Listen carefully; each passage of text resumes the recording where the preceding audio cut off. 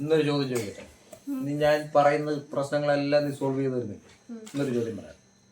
ഒരാള് അയാൾക്ക് ഒരു കുരങ്ങൻ, ഒരു കൊലപ്പഴം, ഒരു കോഴി, ഒരു കുറുക്കൻ, ഒരു ചാക്ക് നെല്ല്, ഇത്രയും സാധനങ്ങൾ അയാളുടെ കയ്യിലുണ്ട്. അയാൾ ഇത്രയും സാധനങ്ങളുമായിട്ട് ഇങ്ങനെ പോകുമ്പോഴത്തേന് ഒരു പുഴക്കരയിലെത്തും. ആ പുഴയിൽ ഒരു തോണി കിടപ്പുണ്ട്, ഒരു വള്ളം അവിടെ കിടപ്പുണ്ട്. ഇയാൾക്ക് ഈ സാധനങ്ങൾ ഒന്നും നഷ്ടപ്പെടാതെ അക്കരെ ചെല്ലണം. ഈ വള്ളത്തിൻ്റെ പ്രത്യേകത എന്താണെന്ന് വെച്ചാൽ ഈ ഒരേ സമയത്ത് 3 സാധനങ്ങൾ അതിനകത്ത് കയറത്തുള്ളൂ. ഒന്നുകിൽ ഈ മനുഷ്യൻ അതിനകത്ത് കയറാം, അതിൻ്റെ മനുഷ്യൻ്റെ കൂട്ടത്തിൽ 2 പേർ കൂടെ, ഒന്നുകിൽ കോഴി അല്ലെങ്കിൽ കുറുക്കൻ, അല്ലെങ്കിൽ നെല്ല് അല്ലെങ്കിൽ പഴം. മനസ്സിലായോ? 3 പേർക്ക് ഒരേ സമയത്ത് വള്ളത്തെ കയറാൻ പറ്റത്തുള്ളൂ. ഈ ഒരേ സമയത്ത് ഈ പുള്ളിക്ക് ഈ സാധനങ്ങളൊന്നും നഷ്ടപ്പെടാതെ അക്കരെ ചെല്ലുകയും വേണം.